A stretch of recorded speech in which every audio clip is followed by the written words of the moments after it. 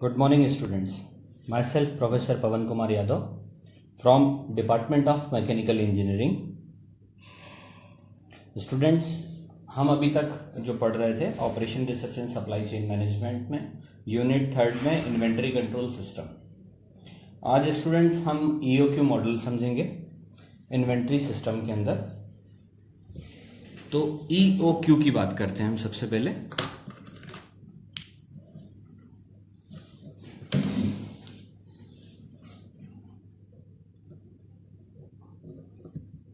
EOQ की जब हम बात करते हैं स्टूडेंट्स, तो हम इसको कहते हैं इकोनॉमिकल ऑर्डर क्वांटिटी।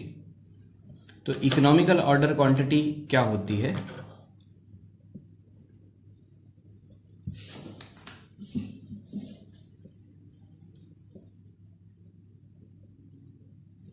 ये स्टूडेंट्स देख रहे हैं आप EOQ को। EOQ उसकी लिमिटेशन QP सिस्टम बताया गया है। इसमें EOQ की बात करें, The decision in inventory management to balance the cost of holding inventory with the cost of placing। मतलब जब ऑर्डरिंग कॉस्ट और कैरिंग कॉस्ट इक्विवेलेंट होती है तो उसको हम कहते हैं EOQ। मतलब इसको हम Q से डिनोट कर रहे हैं। Ordering cost is equal to carrying cost. जब ये दोनों इक्विवेलेंट होते हैं तब हम कहते हैं कि जो क्वांटिटी हमारे पास निकली है वो है इकोनॉमिकल ऑर्डर क्वांटिटी। ठीक है students. The replenishment order have the 3 aspect. 3 aspects होते हैं। पहला होता है लॉट साइज। ठीक, साइज ऑफ ईच ऑर्डर, यानी एक बार हम ऑर्डर प्लेस करते हैं तो कितना अमाउंट या क्वांटिटी हम रिसीव करना चाह रहे हैं। ठीक। सेकंड है नंबर ऑफ ऑर्डर, यानी कितने ऑर्डर हम प्लेस कर रहे हैं, ईयरली बेसिस या मंथली बेसिस या जिस हिसाब से हम प्लेस करना चाह रहे हैं। ठीक, तो कितने ऑर्डर प्लेस कर रहे हैं। And the time between the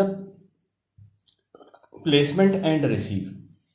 placement और रिसीव के बीच में कितना समय या ड्यूरेशन लग रहा है, इसको कहते हैं हम लीड टाइम। थर्ड है holding cost and ordering cost balance. जैसा कि अभी हमने ऊपर देखा, ऑर्डरिंग कॉस्ट और होल्डिंग मतलब कैरिंग कॉस्ट। ठीक। Due to this the inventory cost are minimum and resulting EOQ।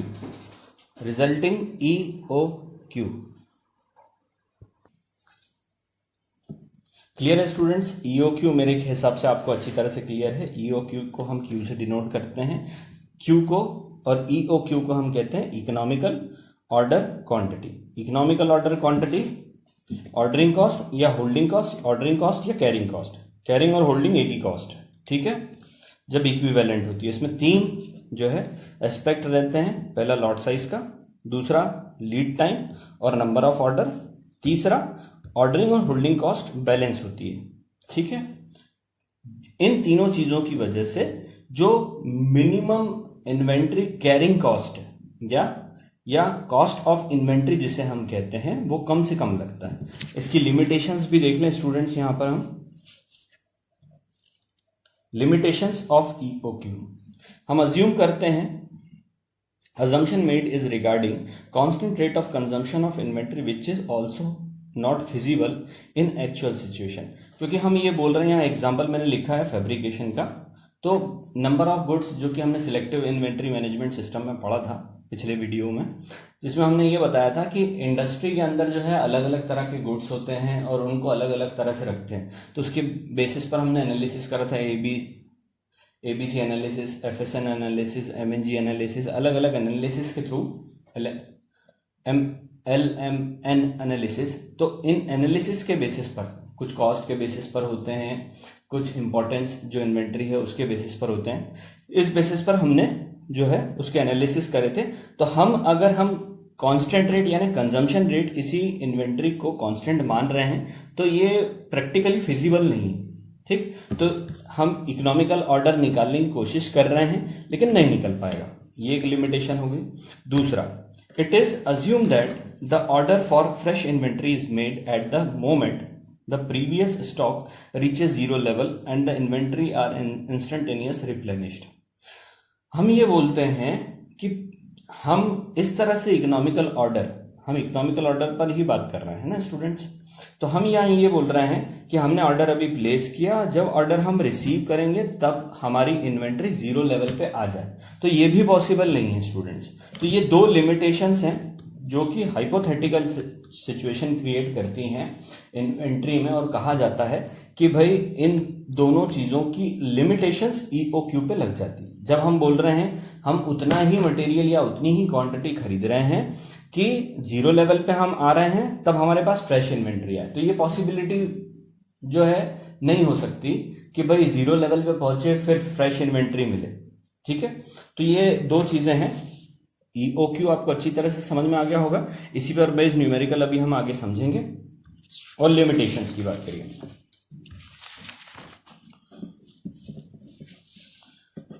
अब बात करते हैं inventory control system. Inventory control system में दो सिस्टम होते हैं, एक क्वांटिटी बेस्ड मतलब क्यू सिस्टम और दूसरा पीरियोडिक रिव्यू मतलब पी सिस्टम। क्यू सिस्टम जो होता है वो फिक्स्ड ऑर्डर क्वांटिटी पे यानी क्वांटिटी बेस्ड होता है, और P system periodic review system यानी टाइम पीरियड पर बेस्ड होता है। अब जो क्यू सिस्टम है यानी क्वांटिटी की जब हम बात कर रहे हैं, इसमें टू बिन सिस्टम का इस्तेमाल करते हैं या मिनिमम या मैक्सिमम इन्वेंट्री सिस्टम का इस्तेमाल करते हैं। टू बिन का मतलब ये है कि दो अलग अलग हम क्या करते हैं, इन्वेंट्री में दो अलग अलग बॉक्सेस ले लेते हैं या बिन्स ले लेते हैं। उस बिन्स में दोनों को हम पहले फ्रेश इन्वेंट्री से भर देते हैं। एक बिन का हम इस्तेमाल करते हैं। ठीक, यहां पर मैंने एक छोटा सा डायग्राम बनाया है, इसमें पहला बिन बना है, दूसरा बिन बना है। ये इन्वेंट्री का मैक्सिमम लेवल है, ये इन्वेंट्री जो है उसका नीचे वाला लेवल है। ठीक, और ये जो है लीड टाइम बना रखा है, ये वो पॉइंट दे रखा है जहां ऑर्डर प्लेस करना है। तो यहां सबसे पहले हमने पूरी की पूरी इन्वेंट्री फुल ले ली।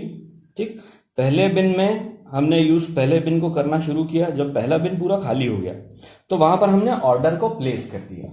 जब ऑर्डर प्लेस करा हमने तो वो टाइम टेकन होगा, मतलब हमने लीड टाइम पढ़ा था, हमने ये बोला था कि हम जब ऑर्डर प्लेस करेंगे और एक्चुअली ऑर्डर रिसीव करेंगे उसके बीच के ड्यूरेशन को हम उसको हम कहेंगे लीड टाइम। तो यहां पर हमने ऑर्डर प्लेस किया, ये है लीड टाइम, और यहां पर हमने ऑर्डर को रिसीव करा। इस ड्यूरेशन के अंदर जितना समय लगा हुआ है इसमें वर्कआउट करने के लिए हमने सेकंड बिन का इस्तेमाल किया।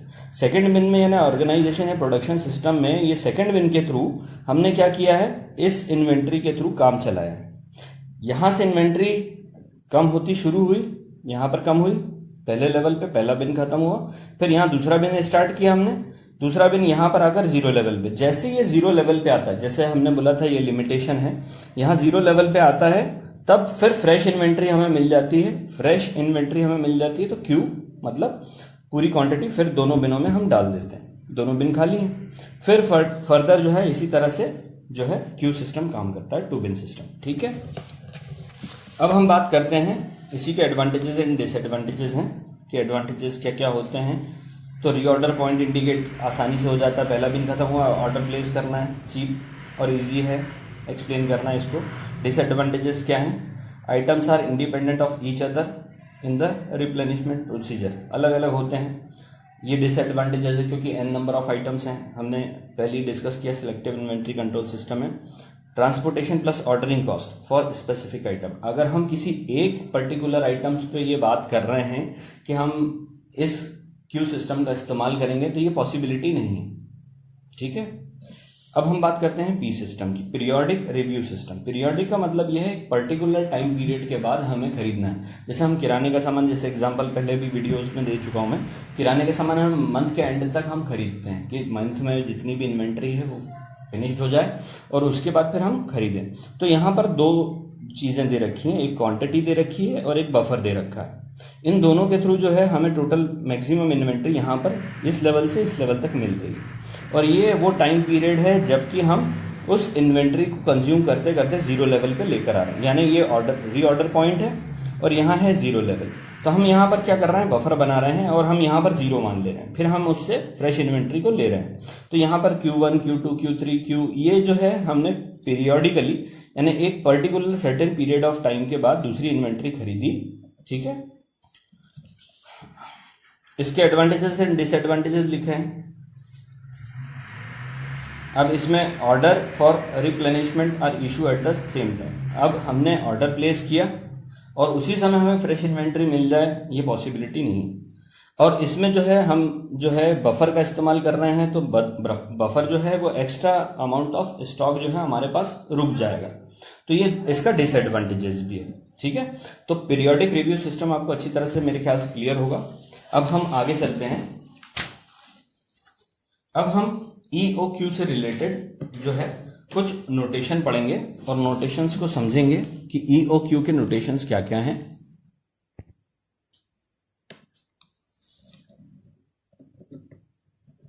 नोटेशंस हमने यहां पर ले रखे हैं। सबसे पहले हम अलग अलग बुक्स में अलग अलग दिया गया है, इसीलिए मैं दोनों तरह के जो है नोटेशंस का इस्तेमाल करूंगा स्टूडेंट्स यहां पर, ताकि आपको अच्छी तरह से क्लियर हो जाए। तो अगर हम Q या Q0 की बात करते हैं, इसको कहते हैं हम इकोनॉमिकल ऑर्डर क्वांटिटी, EOQ। ठीक, जहां पर हम R या S का इस्तेमाल करते हैं, इसको हम कहेंगे डिमांड रेट या एनुअल कंजम्पशन या फिर डिमांड रेट या फिर एनुअल यूसेज। ठीक है, तो ये तीनों जो है R और S के लिए। ठीक है, फिर हम बात करते हैं C3 की या C0 की, इसको हम कहेंगे ऑर्डरिंग कॉस्ट। कुछ बुक्स में जो है Q, R और C3 लिखा होगा, कुछ बुकों में Q0, S और C0 लिखा रहेगा, तो आप कंफ्यूज बिल्कुल मत होइएगा। किसी भी बुक को आप रेफर करेंगे, यही नोटेशंस उसमें आपको दिखाई देंगे। या फिर हम कहेंगे इसको सेट अप कॉस्ट। फिर हम बात करते हैं C या CU की, इसको हम कहेंगे कॉस्ट पर पीस।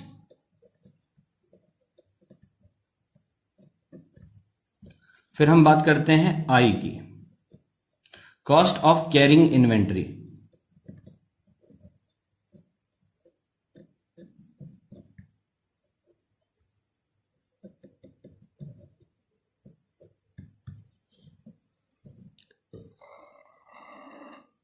फिर बात करते हैं हम C1, जिसको हम लिख सकते हैं C इंटू I या फिर CU इंटू I। ठीक है, इसको हम कहेंगे कैरिंग कॉस्ट, कैरिंग कॉस्ट या फिर होल्डिंग कॉस्ट। ठीक है, देख लें इसको। फिर हम बात करते हैं T की। T को हम लिख सकते हैं इंटरवल ऑफ ऑर्डरिंग,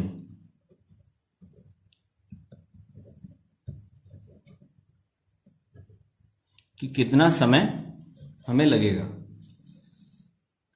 फिर हम बात करते हैं N की, ऑप्टिमम नंबर ऑफ ऑर्डर। फिर बात करते हैं हम C मिनिमम की, मिनिमम ऑफ टोटल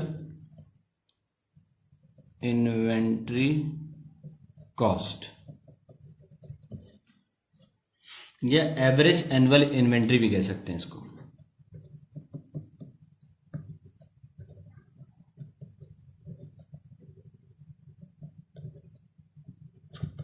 ठीक है, फिर हम बात करते हैं TC की, टोटल इन्वेंट्री कैरिंग कॉस्ट। फिर हम बात करते हैं TO की, टोटल इन्वेंट्री ऑर्डरिंग कॉस्ट। ठीक है, फिर हम बात करते हैं कैपिटल T की, साइकिल टाइम फिर हम बात करते हैं आर की, RO की, रीऑर्डर पॉइंट। फिर हम बात करते हैं LT की, लीड टाइम। ठीक, तो स्टूडेंट्स यहां पर आप पूरे नोटेशन पहले ध्यान से देख लें। पहला लिखा है मैंने Q, EOQ कहते हैं जिसको, R annual consumption rate, demand rate, usage rate, C3 ordering cost, setup cost, C cost per piece, I cost of carrying inventory, C1 जिसको हम इन दोनों की तरह लिख सकते हैं कैरिंग कॉस्ट या होल्डिंग कॉस्ट, T यानी इसमें हमने क्या किया है, इसको और इसको मल्टीप्लाई किया है बस पर पीस और कैरिंग कॉस्ट को, तो हमने होल्डिंग कॉस्ट निकाल ली। ठीक है, इंटरवल ऑफ ऑर्डरिंग जो कि अभी हमने PQ सिस्टम में पढ़ा है, N optimum number of order, कितने ऑर्डर प्लेस किए हैं, C minimum, average annual inventory, TC total ordering carrying cost, C carrying cost और O ऑर्डरिंग कॉस्ट जो कि हमने ऊपर अभी देखा था। ठीक, T cycle time, reorder point और लीड टाइम। तो इसमें जितनी भी चीजें लिखी हुई हैं ये मैं ऑलरेडी आपको पहले जो terms used in inventory control system है उसमें मैं आपको अच्छी तरह से ये सारी टर्म और टर्मिनोलॉजी समझा चुका हूं। ठीक है, एक बार और ध्यान से नोटेशन देख लें ताकि आपको कंफ्यूजन ना हो।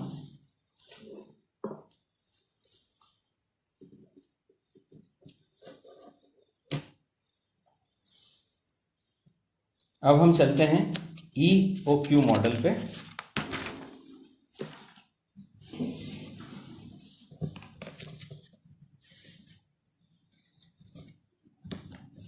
EOQ के मॉडल की जब हम बात करते हैं तो वो ये बोलता है कि टोटल कैरिंग कॉस्ट या total holding cost is equal to total ordering cost, या फिर हम ये भी बोल सकते हैं total ordering cost is equal to total holding cost या टोटल कैरिंग कॉस्ट। ये हमें मालूम है तभी वो EOQ जनरेट करेगा। ठीक, इसमें डिमांड रेट जो है वो कांस्टेंट रहेगा। ठीक है, अब डिमांड रेट अगर कांस्टेंट रहता है तो हम उस बेसिस पर अगर हम जनरेशन करते हैं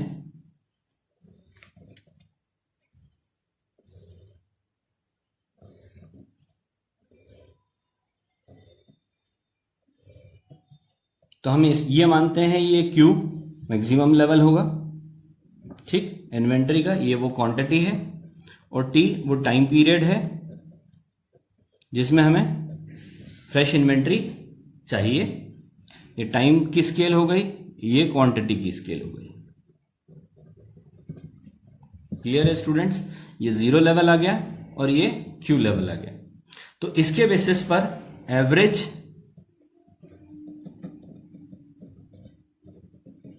एनुअल इन्वेंट्री जो रहेगी उसका फॉर्मूला रहेगा 1/2 multiplied by maximum level plus minimum level. तो यहां पर हम देख रहे हैं मैक्सिमम लेवल पे हम देख रहे हैं और मिनिमम लेवल पे देख रहे हैं। ये है मैक्सिमम लेवल स्टूडेंट्स और ये वाला है मिनिमम लेवल।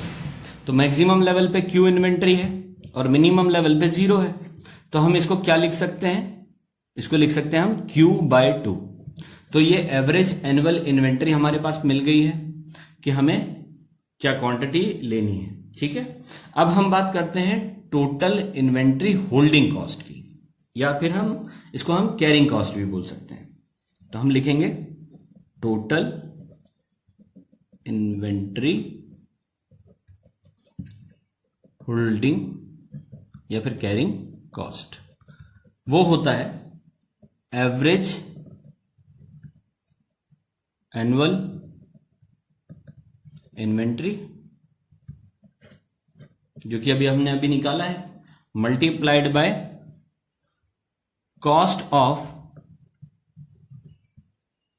1 यूनिट, 1 यूनिट का पैसा। ठीक, मल्टीप्लाइड बाय होल्डिंग कॉस्ट। ठीक, तो जो नोटेशन था ये जो एवरेज एनुअल इन्वेंट्री ये आपको क्लियर है कि मैक्सिमम और मिनिमम लेवल से जो है यानी साल भर की थी उसको आधा कर दिया हमने तो हमें Q/2 मिल गया। तो Q/2 तो आपको अच्छी तरह से क्लियर है ही। Cost of 1 unit, cost of 1 unit को हमने लिखा था, डिनोट जो किया था वो करा था C से, क्लियर है स्टूडेंट्स।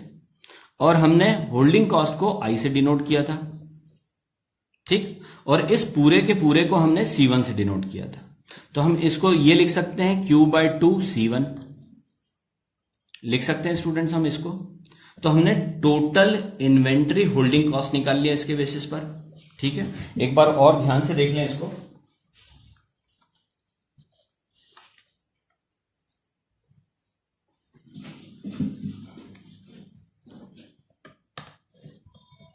तो Q/2 C1 ये हो गई पहली इक्वेशन, ठीक है।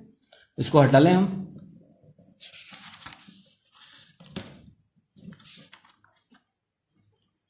अब हम बात करते हैं टोटल एनुअल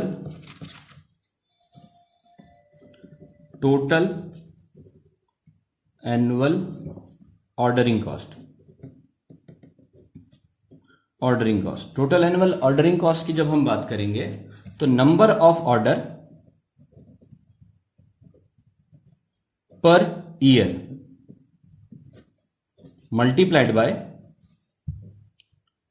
ऑर्डरिंग कॉस्ट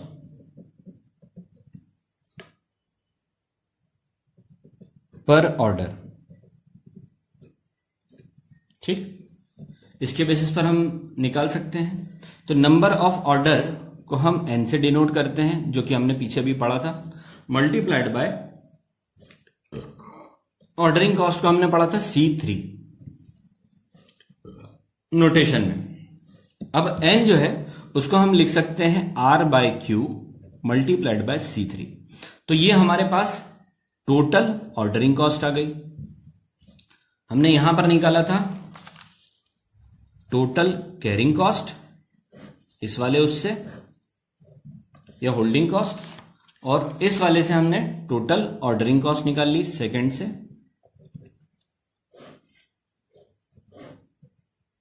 ठीक है। देख लें आप अच्छे से।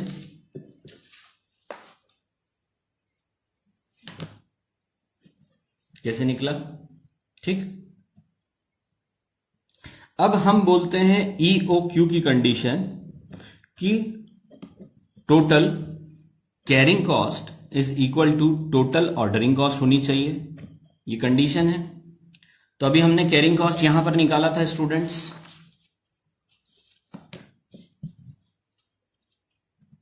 पहली और दूसरी इक्वेशंस को रख के हम क्या करेंगे, Q/2 C1 is equal to R/Q C3 ये लिख देंगे हम, ठीक है।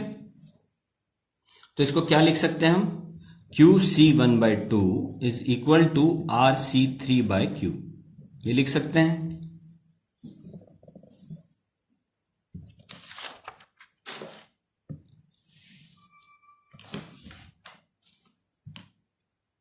तो इसको लिख सकते हैं हम Q² C1 is equal to 2RC3, ठीक है स्टूडेंट्स, दिख रहा है आपको।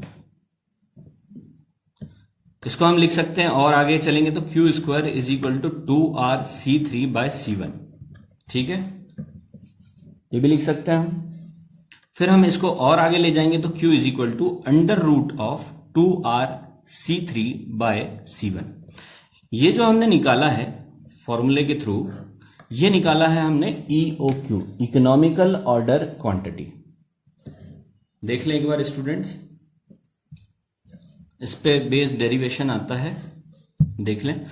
अब इसी EOQ से हमें डिमांड रेट भी निकल जाएगा, हमारे पास कैरिंग कॉस्ट भी निकल जाएगी, हमारे पास ऑर्डरिंग कॉस्ट भी निकल जाएगी, या फिर हम इकोनॉमिकल ऑर्डर क्वांटिटी निकालना चाहते तो वो भी निकल जाएगा। तो यानी अगर हम इसी फॉर्मूले से कुछ निकालना चाहते हैं, हमारे पास कैरिंग, ऑर्डरिंग और एनुअल कंजम्पशन होगा, तो हम EOQ यानी वो क्वांटिटी जो हमें खरीदनी है वो निकाल सकते हैं। या क्वांटिटी हमारे पास है और ऑर्डरिंग और कैरिंग कॉस्ट है तो हम डिमांड रेट निकाल सकते हैं। इसी फॉर्मूले के थ्रू जो है अलग अलग तरह के फॉर्मूले को जो है बनाएंगे। तो अब जो है हम फॉर्मूलेस पढ़ लेते हैं, इसके बाद डायरेक्ट हम न्यूमेरिकल्स पर आएंगे, ठीक। तो इंपॉर्टेंट फॉर्मूले हैं, उनको आप याद कर लीजिएगा।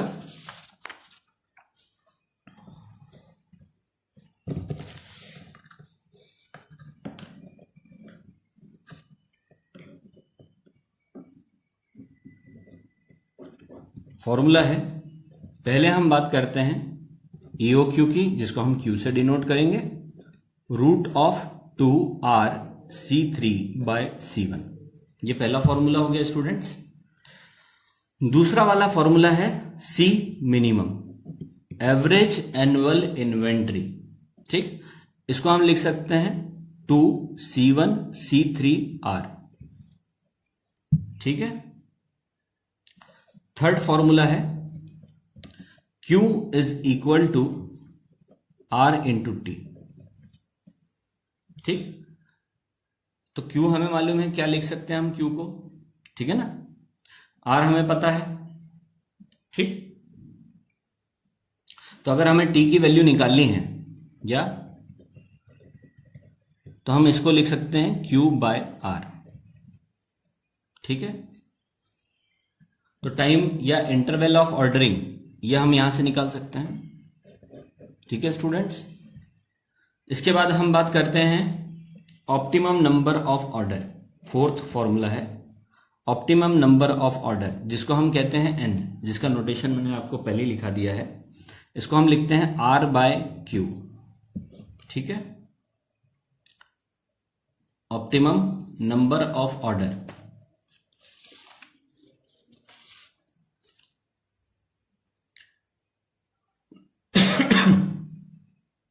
फिर हम बात करते हैं साइकिल टाइम की, जिसको हम लिखते हैं T। इसका फॉर्मूला होता है Q/R। ठीक, देख लें एक बार और। तो इसका मतलब EOQ है और ये है डिमांड रेट यानी एनुअल कंजम्पशन। ठीक है, तो हम साइकिल टाइम निकाल सकते हैं। फिर बात करते हैं रीऑर्डर पॉइंट की, तो reorder point is equal to lead time multiplied by monthly consumption. ठीक है स्टूडेंट्स, देख लें एक बार और। ठीक, और TC और T0 ये दोनों अपन अभी निकाल कर बैठे हैं, जो हमने अभी निकाले थे, टोटल ऑर्डरिंग कॉस्ट और चौथा टोटल कैरिंग कॉस्ट। ठीक, तो टोटल ऑर्डरिंग कॉस्ट की बात करेंगे RC3/Q। ठीक, और टोटल कैरिंग कॉस्ट की अगर हम बात करेंगे तो हाफ ऑफ QC1। ठीक है, ये रहेगा फॉर्मूला। क्लियर है स्टूडेंट्स। इन्हीं फॉर्मूले के बेस पर हम आगे अब न्यूमेरिकल को सॉल्व करेंगे। ठीक है, तो अब हम न्यूमेरिकल्स पर आते हैं।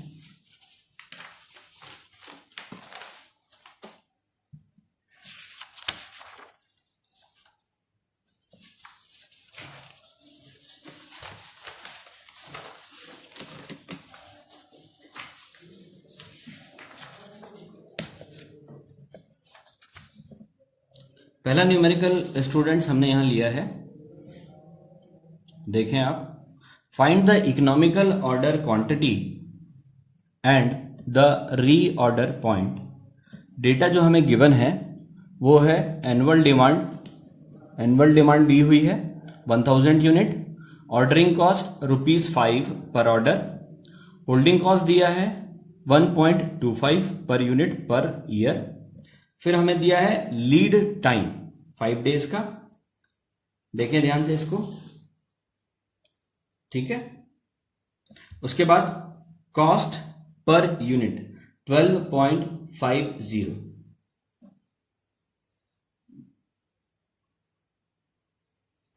देख लिया स्टूडेंट्स आप लोगों ने। और इसमें क्या क्या निकालना, हमको 2 चीजें निकालनी। EOQ मतलब Q निकालना है, जिसका फॉर्मूला आपको मालूम है, रीऑर्डर पॉइंट इसका फॉर्मूला भी आपको पता है। तो सॉल्व करने से पहले हम क्या करेंगे, जब भी हमें करना होगा तब भी हम क्या करेंगे, 2 चीजें देखेंगे। पहले तो हमें गिवन क्या हुआ है, गिवन क्या दे रखा है, यहां पर दिख रहा होगा आपको। हाँ, गिवन क्या दिया हुआ है पहले ये देखेंगे। तो आंसर की बात करें अब यहां पर, तो पहला डिमांड रेट के लिए नोटेशन क्या दे रखा था अपन ने, R। तो R क्या है, 1000 यूनिट। ठीक, ये गिवन है हमारे पास। ठीक है, दूसरा लिख रखा है ऑर्डरिंग कॉस्ट। ऑर्डरिंग कॉस्ट को किससे डिनोट करते थे? C3 से, यानी ₹5 दे रखा है। ठीक, तो ऑर्डरिंग कॉस्ट भी है हमारे पास। फिर अब हम बात करते हैं कैरिंग कॉस्ट की। कैरिंग कॉस्ट को लिखते हैं C1। तो C1 यहां पर जो है दिया नहीं है, लेकिन C1 हम निकाल सकते हैं। कैसे निकाल सकते हैं? यहां हमें होल्डिंग कॉस्ट दे रखा है, यानी I दे रखा है यहां पे, और कॉस्ट पर यूनिट यानी C दे रखा है। तो C इंटू I से C1 निकल जाएगा हमारा, C इंटू I से निकल जाएगा ये। ठीक है, देखें ध्यान से स्टूडेंट्स। तो कॉस्ट जो है पर यूनिट की कितनी दी है? 12.50 मल्टीप्लाइड बाय I दे रखा है हमारे पास 1.25। ठीक, तो हम 1.25 डिवाइडेड बाय 12.50 मल्टीप्लाइड बाय 100 हो जाएगा। तो ये कितना निकल जाएगा? ये निकलेगा 10%। ठीक है, देख लें इसको भी। ठीक, तो C1 की वैल्यू कितनी आ जाएगी? 1.25। क्लियर है स्टूडेंट्स? R निकाल लिया, C3 निकाल लिया, C1 निकाल लिया, ये तीन चीजें हमारे पास निकल गई हैं। अब ये तीन चीजों के बेसिस पर हम क्या निकाल सकते हैं? Q का फॉर्मूला क्या है स्टूडेंट्स? अगर हम Q के फॉर्मूले की बात करें, Q का फॉर्मूला है √2C3R बाय C1। ठीक है, तो √2 इंटू 5, ठीक, जो कि ऊपर दिख रहा है अपने को। ठीक, R 1000 लिखा हुआ है यहां पे, 1.25। ठीक, तो यहां पर हमारा आंसर निकल गया 90 यूनिट्स। तो हमारे पास Q आ गया। ठीक है, अब हम साइकिल टाइम निकाल लेंगे इससे। अगर हम निकालेंगे साइकिल टाइम हमारे पास निकल जाएगा। रीऑर्डर पॉइंट निकाल सकते हैं हम डिले के थ्रू। ठीक, अगर हमें फिर साइकिल टाइम अगर कैलकुलेट करना है तो साइकिल टाइम का फॉर्मूला क्या होता है? Q by R। तो Q यहां पर दिया हुआ है, R हमारे पास ऑलरेडी गिवन है, तो हम इससे निकाल सकते हैं 0.09 ईयर। और अगर डेज में हम इसे कन्वर्ट करेंगे तो कितना निकल जाएगा? 32.85 डेज। ठीक है स्टूडेंट्स, साइकिल टाइम निकाल लिया हमने। रीऑर्डर पॉइंट की बात करें, रीऑर्डर पॉइंट की बात करें तो रीऑर्डर पॉइंट होता है lead time multiplied by monthly consumption, ये उसका फॉर्मूला है। तो लीड टाइम जो है हमारे पास यहां पर गिवन है, लीड टाइम हमें यहां दिया हुआ है 5 डेज, दिख रहा है आपको। ठीक है, और मंथली कंजम्पशन मतलब डिमांड रेट, वो भी हमें पता है क्या है। अब अगर हम ईयरली बेसिस पर चल रहे हैं, ये मंथली है, तो एक ईयर में 12 महीने होते हैं। तो अगर हमें मंथली चाहिए तो हम इस यूनिट को, इस डिमांड रेट जो ईयरली बेसिस यानी एनुअल बेसिस है, उसको डिवाइड कर देंगे 12 से। ठीक है स्टूडेंट्स, फिर हम निकालेंगे लीड टाइम। ये हम कैलकुलेट कर रहे हैं किसमें? मंथ में। तो हम इस डेज को भी हम मंथ में कैलकुलेट करेंगे 30 से डिवाइड करके। ठीक है, तो लीड टाइम और जो है हमारे पास डिमांड रेट यानी मंथली कंजम्पशन, दोनों यहां पर दिए हुए हैं। दोनों हम मंथ के बेसिस पर, ये डेज में है तो मंथ में कन्वर्ट कर रहे हैं, ये ईयर में है तो मंथ में कन्वर्ट कर रहे हैं। ठीक है, तो ये हो जाएगा 5/30 मल्टीप्लाइड बाय 1000 डिवाइडेड बाय 12, तो ये आ जाएगा 13.89। 13.89 मतलब अप्रोक्सीमेटली 15 यूनिट्स। जब 15 यूनिट होगी, बची हुई होगी, तब हम ऑर्डर को प्लेस कर देंगे। ठीक है स्टूडेंट्स, यही उसने पूछा था कि आप ऑर्डर क्वांटिटी निकालें, रीऑर्डर पॉइंट निकालें। यहां हमने ऑर्डर क्वांटिटी और रीऑर्डर पॉइंट निकाल लिया। ठीक है स्टूडेंट्स, देख लें अच्छे से इसको। अब हम नेक्स्ट क्वेश्चन की बात करते हैं। नेक्स्ट क्वेश्चन जो है हमारे पास, नेक्स्ट क्वेश्चन ये हमारे सामने रखा हुआ है स्टूडेंट्स, देखें इसको ध्यान से। In a manufacturing industry for a particular item annual demand equals 8000 unit, ordering cost ₹12.50 per order, the carrying cost of average inventory is 20% per year and the cost per unit is ₹1. Compute EOQ, total inventory carrying cost, total ordering cost. ठीक, तो अब इसको हम ध्यान से पढ़ते हैं, क्या क्या दिया हुआ है हमको, इसी में से हम समझेंगे। उस वाले क्वेश्चन में तो सीधा लिखा था, इस क्वेश्चन में हमें समझने की जरूरत है। यहां पर एनुअल डिमांड एनुअल डिमांड क्या था अपना आर दिया है कितना 8000। फिर दिया हुआ है ऑर्डरिंग कॉस्ट। ऑर्डरिंग कॉस्ट क्या था C3। ऑर्डरिंग कॉस्ट दिया है 12.50। ठीक, तो ऑर्डरिंग कॉस्ट भी दे रखा है हमारे पास। The carrying cost of average inventory is, carrying cost की बात करी मतलब होल्डिंग कॉस्ट यानी आई है ये 20% पर ईयर, यानी एक साल का 12% दे रखा है। ठीक है स्टूडेंट्स, तो cost per unit, cost per unit मतलब ये वैल्यू दे रखी है C की, इज ₹1। तो हमारे पास ये 1 दे रखा है, ये 20% दे रखा है, तो CU या C इंटू आई करेंगे हम, और इसके बेसिस पर हम क्या निकाल लेंगे C1। तो C1 हमारे पास है, C3 हमारे पास है, R हमारे पास है। अब ये पूछ क्या रहा है, क्या क्या निकालना है, EOQ मतलब Q निकाल सकते हैं इससे, टोटल ऑर्डरिंग कॉस्ट और कैरिंग कॉस्ट दोनों निकालना है हमको। ठीक, इसके फॉर्मूले हम लिख लेंगे। तो सबसे पहले जो गिवन है डेटा हम उसकी बात करेंगे कि क्या क्या गिवन है। तो आंसर निकालना है इसका हमें, आर दे रखा है हमें 8000 यूनिट। ठीक है स्टूडेंट्स, फिर हम बात करते हैं C3 की 12.50। फिर हम बात करते हैं आई की जो कि 20% दे रखा है, यानी 20/100 की बात कर रहे हैं हम। ठीक है, फिर C दे रखा है हमको ₹1। ठीक, फिर हम इससे निकालेंगे C1, C इंटू आई यानी 1 मल्टीप्लाइड बाय 20/100 मतलब 0.2। ठीक है स्टूडेंट, C1 हमारे पास निकल गया। ये हमारे पास गिवन है, निकालना क्या है हमें EOQ। EOQ को हम Q से डिनोट करते हैं, √2C3R/C1। ठीक है स्टूडेंट्स, तो यहां पर हम लिखेंगे √2 मल्टीप्लाइड बाय C3। C3 कितना है 12.50 मल्टीप्लाइड बाय R, मतलब R हमारे पास है 8000 डिवाइडेड बाय C1 0.2। ठीक है, तो ये हो जाएगा √1000000। ठीक है, इसका हम रूट निकालेंगे तो हमारे पास Q आ जाएगा 1000 यूनिट्स। ठीक है स्टूडेंट्स, देख लें आप इसको ध्यान से, हमने Q निकाल लिया। अब हम फॉर्मूला किसका लगाएंगे, अब हमें दो चीजें और क्या निकालनी है, एक कैरिंग कॉस्ट निकालनी है टोटल और ऑर्डरिंग कॉस्ट। तो दोनों के फॉर्मूले क्या है हमारे पास, सबसे पहले हम बात करें टोटल कैरिंग कॉस्ट की, हाफ ऑफ QC1 है हमारा, और नेक्स्ट क्या है total ordering cost. Ordering cost क्या है RC3/Q। अब हम इसमें ये देखेंगे कि हमारे पास क्या क्या गिवन है। हमारे पास Q गिवन है 1000, C1 हमारे पास गिवन है। ठीक, तो हम ये निकाल लेंगे, half multiplied by 1000 multiplied by 0.2 is equal to 100 units. ठीक, तो टोटल कॉस्ट निकाल लिया ₹100। यहां पर हम ऑर्डरिंग कॉस्ट की बात कर रहे हैं, कैरिंग कॉस्ट हमारे निकाल लिया, ऑर्डरिंग कॉस्ट की बात कर रहे हैं, ऑर्डरिंग कॉस्ट की हम बात कर रहे हैं, तो R हमारे पास गिवन है 8000 यूनिट। ठीक, फिर हमारे पास C3 भी गिवन है 12।